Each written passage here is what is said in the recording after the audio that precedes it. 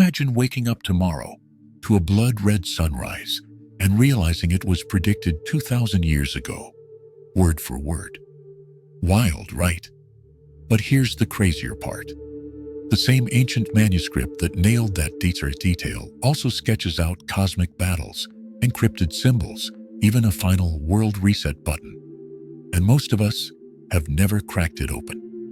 You've probably heard whispers, horsemen, a mark, the end of everything. Yet every explanation you've clicked either feels like a snooze-fest lecture or a Hollywood fever dream. That's where we come in. I've sifted through the scholars, the skeptics, and yes, the conspiracy meme subreddits, so you don't have to. And I'm serving the good stuff straight. No Greek degrees required. Stick around, because in the next few minutes, we're breaking 7 seals, dodging fire hail, and meeting a dragon that makes Game of Thrones look like petting zoo day. Ready to find out what really happens in Revelation? Let's roll. Quick pit stop before we unleash the horsemen. Why should you even care about this weird last-page book?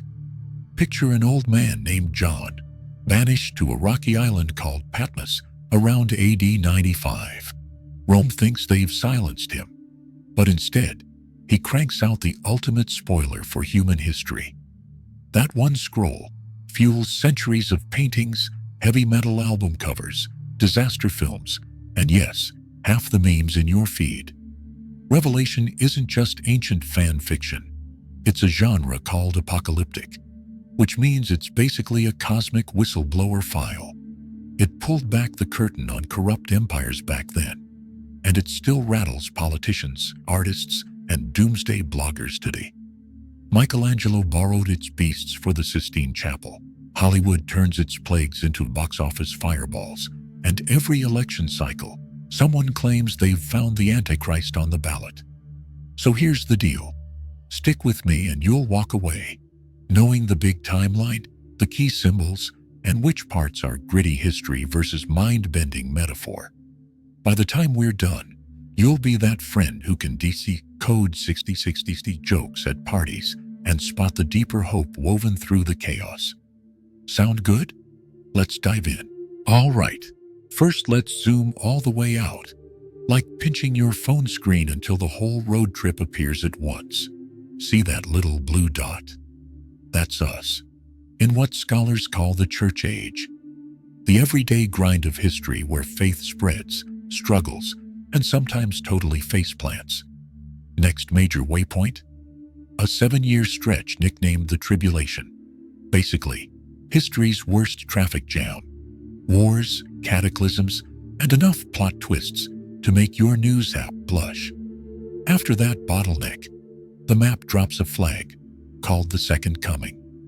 Picture the ultimate hero entrance.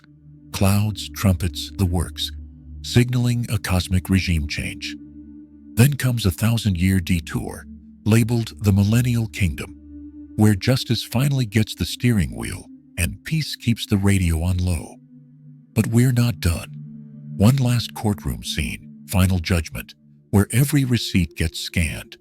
The good, the bad, and the just plain petty. Then the destination pin lights up. A new heaven and new earth, basically restoration mode with all bugs fixed. Quick heads up. Not everyone plots the route the same way. Preterists say most of this already happened. Idealists view it as a repeating pattern. Futurists, that's the lane we're driving today, see it as mostly ahead. Don't worry. Whatever lane you pick, the landmarks stay in roughly the same order. Keep this timeline in your back pocket, because as we dive into dragons and plagues, you'll know exactly where we are on the map, and more importantly, how close we're getting to that final, flawless destination. Buckled in? Let's hit the first stop. Okay. First stop on the Revelation field trip. 7 real-world churches lined up like pins on a Roman postal route across Asia Minor, modern-day Turkey. Think of Jesus as the ultimate mystery shopper, dropping in to hand out performance reviews. We pull up to Ephesus, the megachurch of the bunch. They are crushing doctrine, but running on autopilot. Commendation. You hate fake teachers. Gold star. Correction. Your love's gone flat. Relight that spark or I shut the lights off. Promise. Fresh access to the tree of life if they course correct.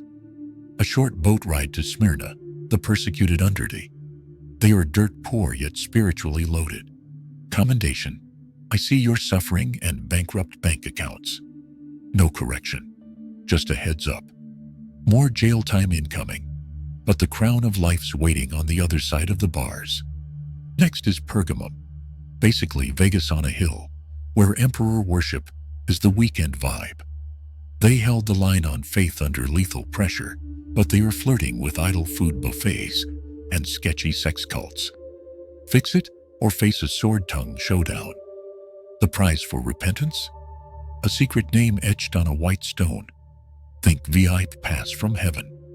Thyatira wins longest letter and weirdest HR issue.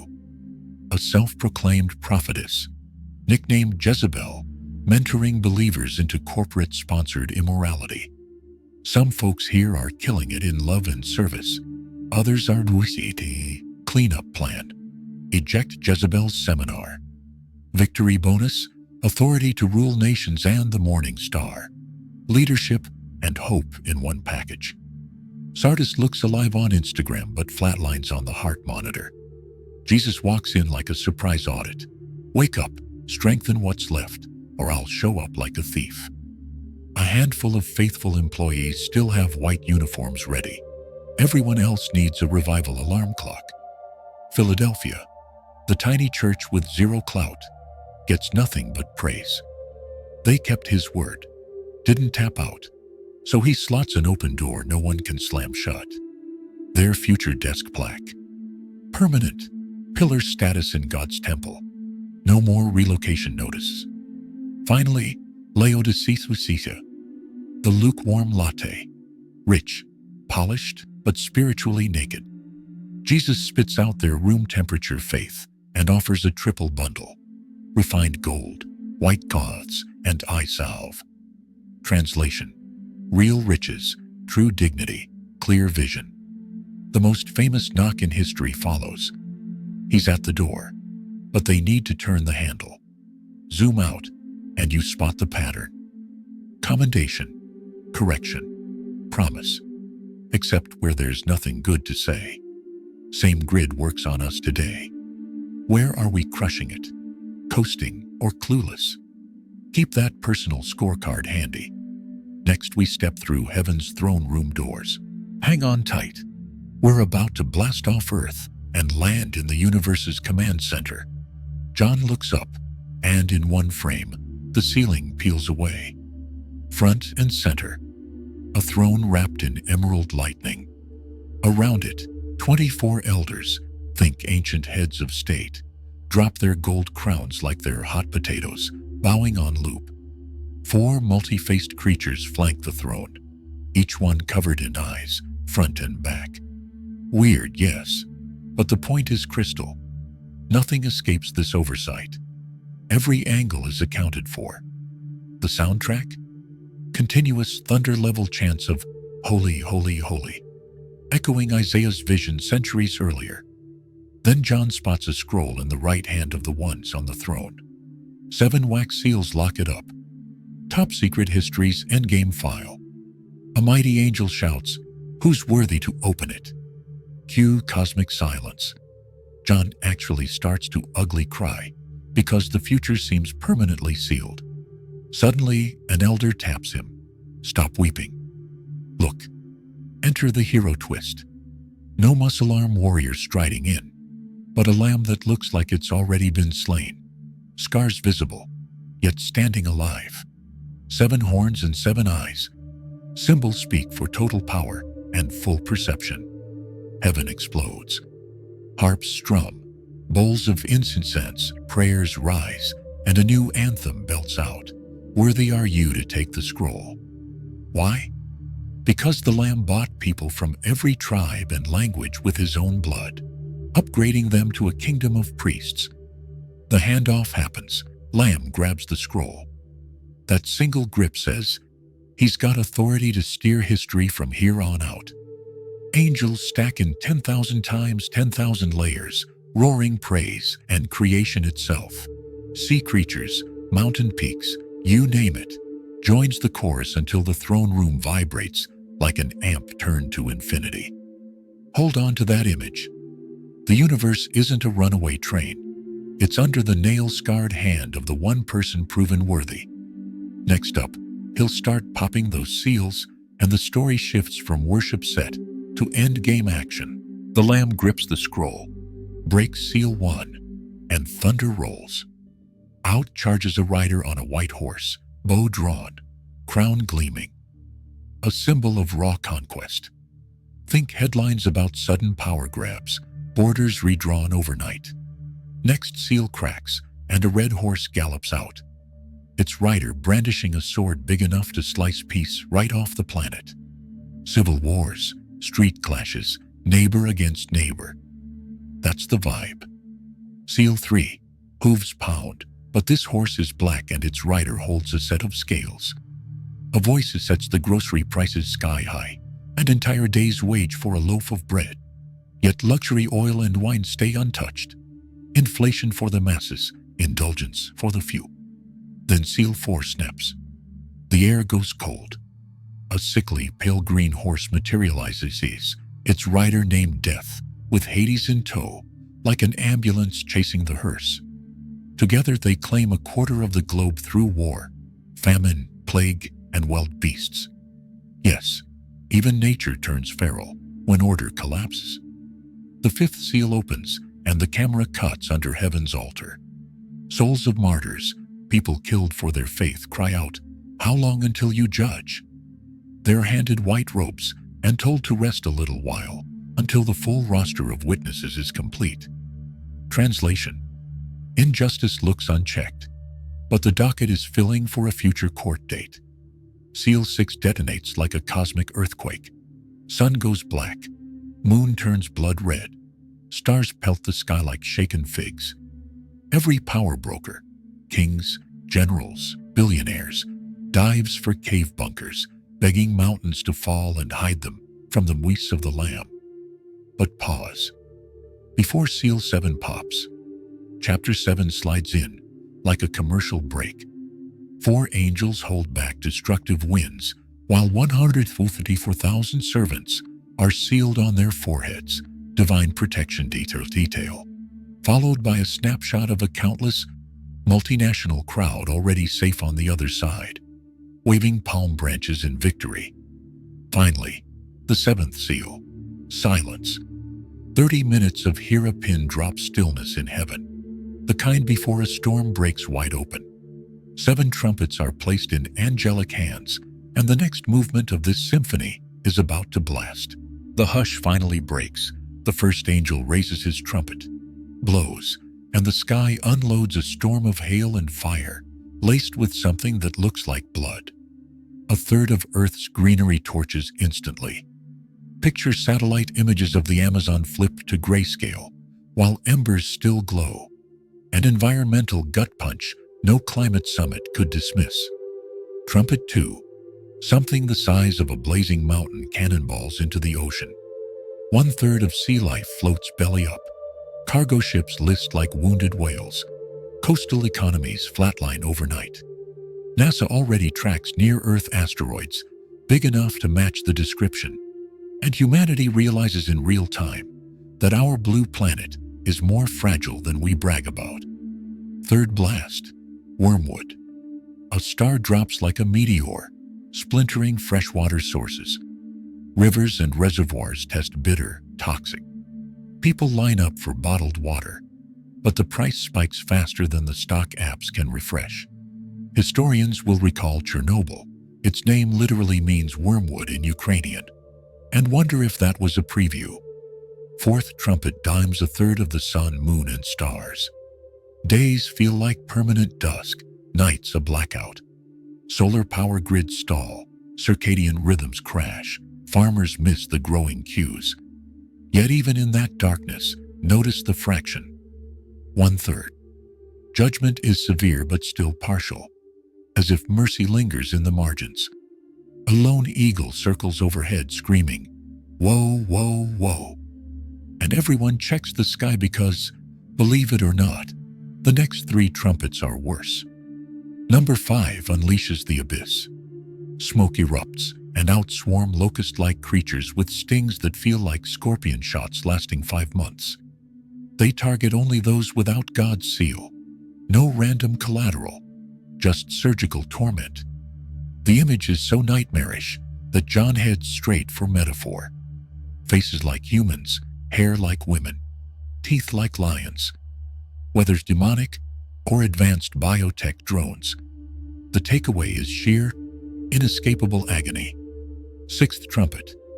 4 previously chained angels at the Euphrates are released, triggering an army 200 million strong.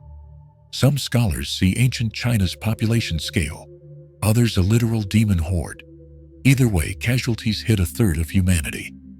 Horse-breathing fire, smoke, sulfur sounds medieval until you watch modern thermobaric weapon tests and feel the blast through your screen. Before trumpet 7, another intermission lands.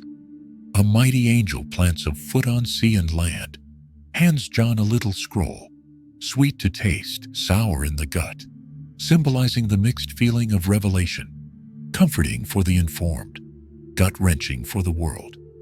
2 prophetic witnesses appear in Jerusalem, breathing fire on haters, weather-locking the skies until a beast finally kills them. 3.5 days later, viral live stream still rolling. They resurrect and ascend, triggering a quake that drops 1/10 of the city. Survivors, for once, give God credit instead of hashtags. Then the 7th trumpet sounds. Instead of another disaster, heaven roars. The kingdom of the world has become the kingdom of our Lord and of his Messiah. Thunder shakes, lightning flashes, but the headline shifts from warning to coronation. The Ark of the Covenant flashes into view in the temple above, a final reminder that history is steering toward restoration, not annihilation. Cue deep breath, because next up the camera pans to the villains behind the chaos. Picture 7 angels stepping forward, each cradling a golden bowl brimming with judgment. The final round. No fractions this time. Everything dialed from warning to full send. First bowl tips. Searing sores erupt on everyone who flaunts the mark of the beast. Think boils like the 6th plague in Exodus, only now it's global, and dermatologists have nothing in the arsenal to dull the pain. Hospitals overflow, but the faithful sealed earlier remain blister-free, making the lines between allegiance glaringly visible. Second bowl pours straight into the ocean. The whole sea, every last drop, coagulates into the thick, dark blood of a corpse. Cruise ships halt mid-voyage, sonar pings go eerily silent, and the world's fisheries collapse overnight. Egypt's Nile turning to blood was Act 1. This is Act Finale. Third bowl follows the rivers and springs. Faucet, stream, artesian well. Open any tap, and crimson sludge gurgles out. An angel declares the verdict. They shed saints' blood. Now they drink blood. It's eye for eye justice, leaving no room for half-truth spin cycles. Fourth bowl hits the sun's power slider. Instead of dimming, solar radiation spikes so high, skin burns within minutes. Sunscreen becomes laughable. People curse the heat, yet refuse to repent. Proof that hard hearts can sizzle without softening. Fifth bowl plunges the beast's emperor into pitch-black darkness. Not a rolling blackout. Optics fail, streetlights die, screens go black. As the ruling elite gnaw their tongues in agony, conspiracy feeds on paranoia. In Exodus, Egypt had darkness so thick it could be felt. But Goshen had light. Here, the kingdom of the Lamb keeps its glow.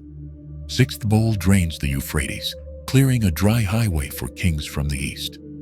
Out of demon frog mouths emerge propaganda spirits, rallying armies to one inevitable coordinates pin: Armageddon. The world's militaries march, believing they are strategizing. Yet invisible strings pull them into position for their own downfall. Seventh bowl tips, and the air itself seems to fracture. Lightning webs the sky. A quake shatters cities like Lego slabs. Jerusalem splits into three. Islands vanish below sea level. Mountains flatten. Then hailstones the weight of small cars plummet. Each impact a sonic boom. Instead of surrender, survivors hurl curses upward. A tragic testament to how stubborn rebellion can run. Meter check. Judgment is now at 100%. The cup emptied. But here's the twist. These bowls aren't cosmic temper tantrums. They are the last fire alarm before the building is rebuilt. The demolition crew has cleared the site, and the architect is stepping in with blueprints for a brand new world. Take a breath. Next, we meet the dragon and his beasts to see why this showdown had to be so decisive. Spotlight swings backstage to the real puppet master, a colossal red dragon with 7 crowned heads and 10 horns. Before you picture a fairy tale lizard, remember, John is using apocalyptic shorthand. This is the ancient serpent, Satan himself, tossed from heaven after a cosmic mutiny, and now prowling the world stage. His tail once swept a third of the stars, angelic defectors, so when he shows up, we're talking seasoned insurgent, not cartoon villain. Cut to a flashback scene. A radiant woman is about to give birth, and the dragon camps at her feet, jaws open, ready to devour the newborn.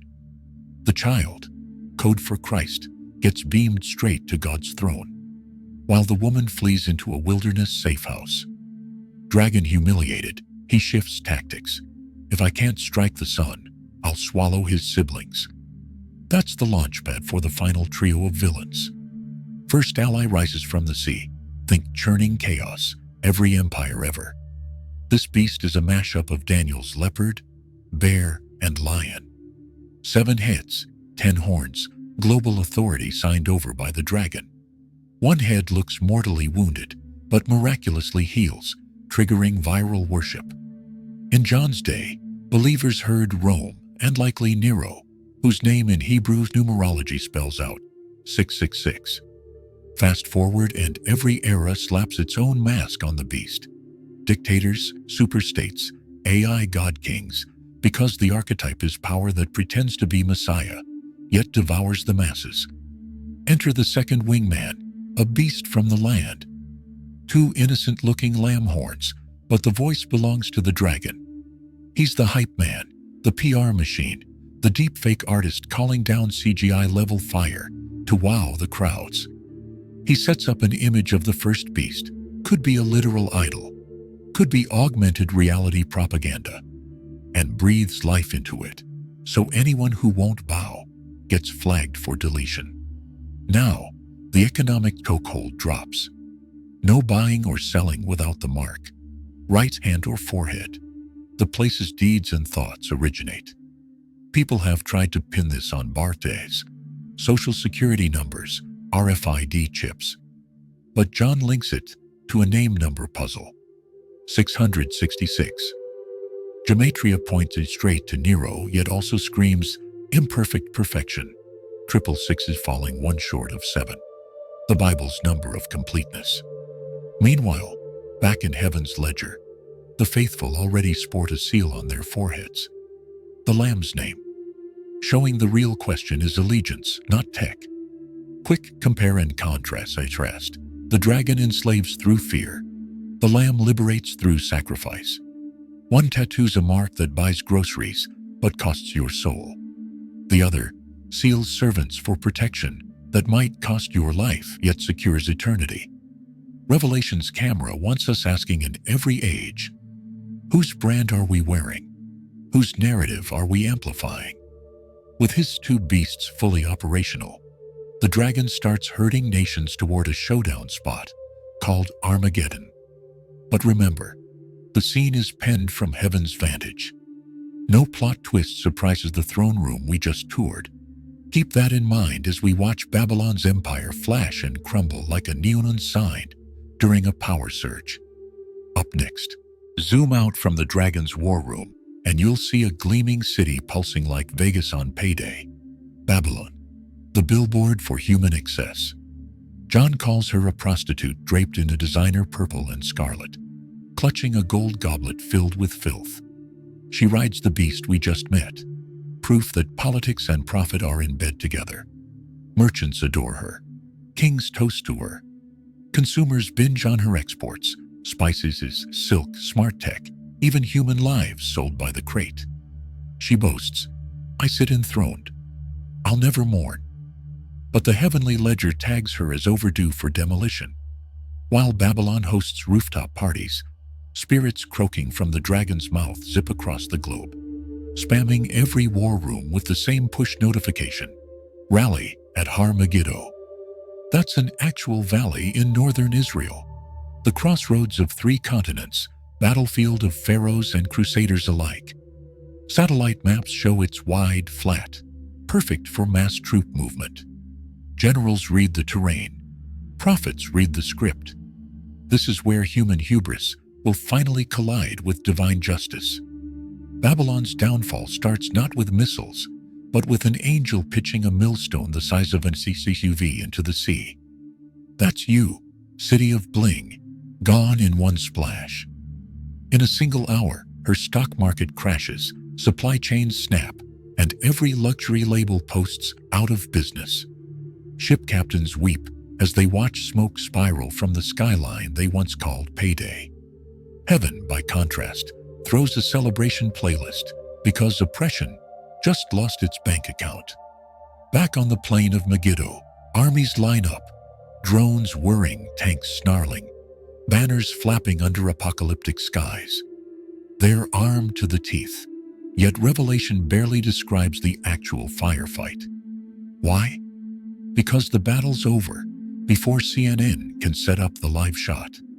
Christ appears on a white horse, sword flashing from his mouth, symbolic of a word that cuts deeper than any laser-guided bomb.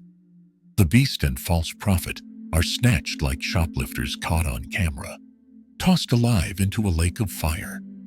The dragons chained for 1,000 years, and the armies simply melt away, either surrendering or becoming bird food in the most sobering cleanup scene ever written. So Babylon's neon empire fizzles in smoke. Armageddon's war hype evaporates in seconds, and the scorecard reads, Lamb 1, Darkness 0. With the counterfeit kingdom wiped off the map, the stage is finally cleared for a reign the planet has only dreamed about. Peace that sticks, justice that doesn't bend. And that, friend, is our cue to glimpse the 1,000-year after-party. Picture the dust settling on the battlefield, the smell of gunpowder fading into clean dawn air. Instead of a victor's parade that lasts an afternoon, a 1,000-year administration kicks off. Call it Earth 2.0 under new management. Scholars argue whether those 1,000 years tick off like literal calendar pages or symbolize an era of completion. Pre-mill folks see it up ahead. A-mill folks read it as right now in spiritual form. Post-mill folks expect grassroots gospel momentum to usher it in. Whichever camp you pitch your tent in, John's snapshot is breathtakingly concrete. The world finally runs on justice without corruption. No bribes sliding under tables, no rigged courts. Isaiah's prophecies of swords beaten into plowshares click into real time. Imagine Nobel Prize winners for peace switching to unemployment because conflict resolution is basically outdated software. Predators and prey share watering holes, and polarized headlines shift from melting crisis to ecological comeback tour. Resurrected saints, yes, actual people who once tasted death, now co-govern cities, regions, maybe whole continents, under Christ's direct leadership. Think mayors with immortality and zero ego, serving not for salaries, but for sheer joy of stewarding neighborhoods. Annual festivals in Jerusalem pulse with nations streaming in, passports stamped with gratitude. If you've ever wished a leader would finally get it, this is that prayer returned with unlimited data. Day-to-day life still involves planting, building, parenting, innovating. But toil loses its teeth. Work feels like play. Risk carries no fear of corruption. And celebrations run long, because nobody's worried about driving drunk or missing the morning alarm. For a millennium, humanity experiences what the opening chapters of Genesis hinted at before the snake slithered in: creation and community humming in perfect sync. Yet even paradise on probation has an expiration date. At the 1,000-year mark, the dragon gets a short-lived parole to test hearts one last time, setting the stage for the final gavel drop. But that's for the next act. For now, breathe in the air of a world finally right side up, and imagine a calendar where every single box reads peace. The 1,000 years click past like a perfect summer that never broke 80 degrees. And then, court is in session. A great white throne blazes into view. No jury box, no plea bargains. Earth and sky peel back, as though even creation steps aside to make room for justice. Everyone, small or great, stands there. No VIP escapes backstage. 2 sets of books open. First is the record, the unfiltered browser history of every motive and midnight decision. Nobody argues. The evidence is airtight. Then comes the book of life, pages glowing with names already signed in by the Lamb's own blood. If your name's there, the verdict reads paid in full. If not, the second death, the lake of fire originally prepped for the dragon, becomes permanent address. Death and Hades themselves get tossed in, like obsolete software uninstalled forever. No more funeral processions, no more whispered diagnoses, no more sorry for your lost texts. The old order has officially clocked out. Then the rebuild begins. John sees a new heaven and a new earth, no twist ending where spirits float on clouds. This is physical, down to the dirt renewal. The sea that once symbolized chaos is gone. Peace covers every square mile. Down from above descends a city, the New Jerusalem, shimmering like a diamond prism. Its footprint? About 1,500 miles square and tall. A cosmic skyscraper city where every street glows transparent gold and every gate is a single pearl big enough to dwarf a jetliner. No temple stands in the center. The Lord and the Lamb form the address. Sun and moon retire because God's glory lights every corner. Yet there's no night shift. Security concerns are zero. Nations walk in that light, and their cultural splendors, art, music, tech, cuisine, stream through open gates that never swing shut. River of Life runs crystal clear down Main Street, flanked by a tree whose 12 harvests keep everyone thriving. No famines, no supply chain issues. Best line in the whole vision. He will wipe every tear from their eyes. That's not poetic hype. It's the hand of the Creator brushing away trauma's residue forever. Psychologists say, sustained hope rewires the brain's stress circuits. Imagine what eternal hope, hard-coded into reality, will do. Servants reign, faces shine, stories find final resolution. Each page of hurt flips into a chapter of glory, and the credits roll not with an ending, but with an open invitation. Come, take the water of life freely. History's last word isn't doom. It's welcome home.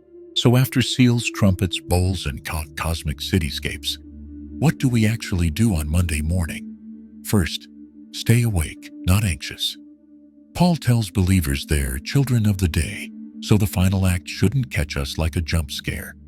That means living with headlights on. Keep short accounts, nurture relationships, and treat today's choices as rehearsal for forever. Second, run every headline through a nonsense filter before hitting share. Revelation is jam-packed with symbols, which makes it catnip for clickbait prophets claiming the Antichrist is your least favorite politician or the latest barwood. Before forwarding that meme, ask the KRAAT questions. Is the source current, reliable, authoritative, accurate, and purpose-balanced? If it flunks, trash it. Discernment is discipleship in the digital age. Third, let hope fuel action. Revelation's endgame isn't escape, it's renovation. Knowing the world gets rebuilt should make us better caretakers, not lazy tenants. Volunteer at a shelter. Lobby for fair housing. Plant a tree. Small previews of the new Earth's ecosystem. When you wipe a tear now, you echo the future where God wipes them all. Finally, keep the invitation open. The closing line of the book is come. That's our posture too. Doors unlatched, extra chair at the table. Questions welcomed. No secret handshake rehearsed. Live like citizens of the city that never closes its gates, and people will start asking why your hope has such a long shelf life. Here's the twist Revelation keeps whispering, beneath all the thunder and trumpets. The end of the world isn't mainly about continents cracking or monsters marching. It's about the small, untelevised battle inside every human heartbeat. The Lamb breaks seals in heaven, but we break them on earth each time we choose self-giving love over self-protecting fear. The mark on a forehead. It's inked every time we let greed brand our thoughts. The seal of the Lamb.